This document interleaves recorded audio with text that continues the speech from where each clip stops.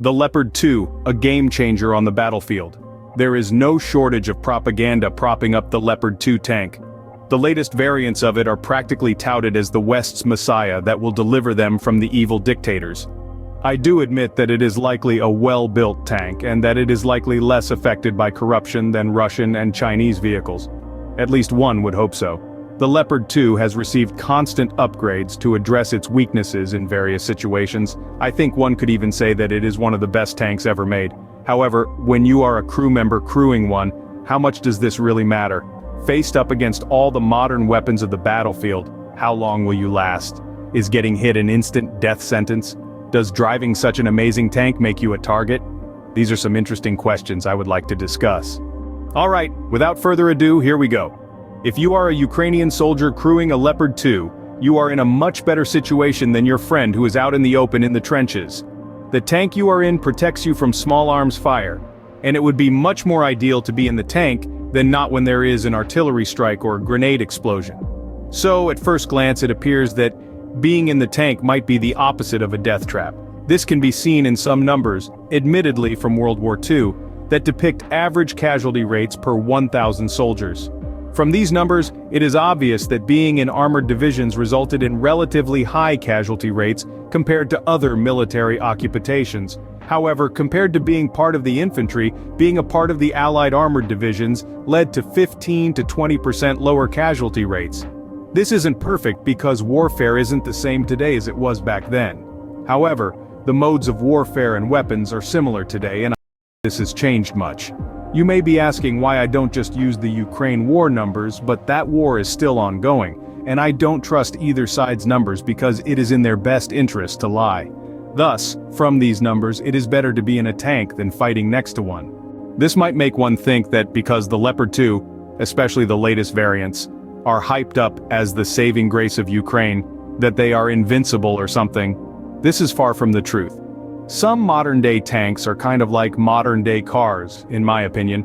They are made to explode in such a way that they do as little harm to the passengers as possible. This is a completely valid design strategy, as it values the person over the vehicle. However, many people think that the armor on a Leopard 2 can bounce 95 times out of 100 no matter the Soviet tank that is fighting it. This simply is not true. Modern tank battles are a fight for positioning. Oftentimes, the first side that gets a clean shot off is the one that wins. The reason this can get confusing is because modern tanks, at least Western ones, rarely kill their passengers. I keep saying Western ones because T-72s have fatal design flaws. This can give the illusion that a superior tank can never be destroyed by an inferior one, because so few people are dying on one side. The thing creating this illusion is all the innovations Western countries have put into their vehicles to increase their passengers' chance of surviving. The prime example of this is blowout panels. Blowout panels channel exploding gases away from the crew if the hull is penetrated. This prevents the turret from blowing off from the pressure buildup inside the tank. Turrets blowing off tanks is a common thing among T-72s and Leopard 2s because the ammunition is stored haphazardly or not protected enough. When the ammunition is hit, it ignites a chain reaction that is catastrophic at the very least. Learning about this has made me like the Abrams so much more. Unless the latest variants of Leopard 2 have changed this design, this is a huge advantage that Abrams has over the Leopard. In addition to safety features and ammunition storage, another factor that contributes to the safety of a tank is its perceived safety. What I mean is that modern tanks are generally highly vulnerable compared to their WW2 counterparts because tank rounds have become so amazing at penetrating vehicles. The T-72, widely considered inferior to the Leopard 2, and admittedly it definitely is, has 600 to 800 millimeters of effective penetration, depending on the type of ammunition at 2,000 meters. Modern tank rounds such as armor-piercing, fin-stabilized discarded sabot rounds are insanely good at penetrating armor, but they are widespread in their usage today, alongside heat shells. The Leopard 2A6 has a maximum estimated effective armor of 620 millimeters on its hull. So if a T-72 can somehow shoot the Leopard first and in the hull, the Leopard 2 is done. If the Leopard 2 is hit in the hull, there is unprotected ammunition stored in the hull that can blow up the tank. To be clear, this is a lot of hypotheticals, and would rely on a skilled Russian crew and an unskilled Ukrainian crew to work.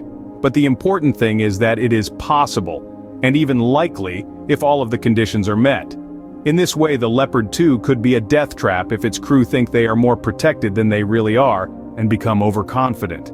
Is all of this likely, or the general way I expect things to go? No. However, the mere fact that it is possible is probably groundbreaking to many people out there who believe NATO tanks are all-powerful. Alright, enough propping up the T-72.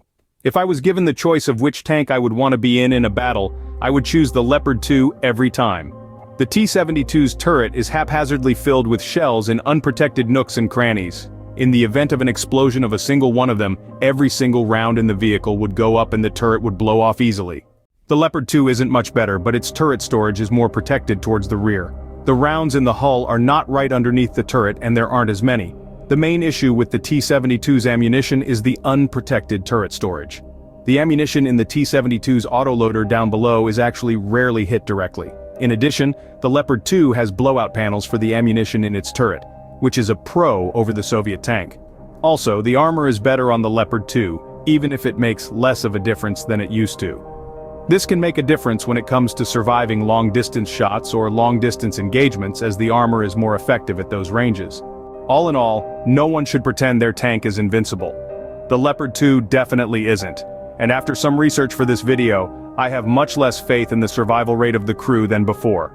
Russian tanks still have some capability that should be respected. In addition, tanks face many other threats than just other tanks. Aircraft mines and rocket launchers are other threats that can make a tank a dangerous place to be. Still, few will deny that the Leopard 2 is much safer than Cold War-era Soviet tanks for its crew members. No one wants to be on the front lines dealing with these things, but they do want to be in a Western tank, and for good reason. Is the Leopard 2 a death trap? No, not any more than the Russian tanks they are facing. Compared to American main battle tanks, I venture to say that the Leopard 2 is. While I am the definitive source for tank discussion, I am not the definitive source for tank facts, so if you would like to share your thoughts in the comments, please do so. Also, let me know what you thought of this video. Thank you for watching and have a nice day.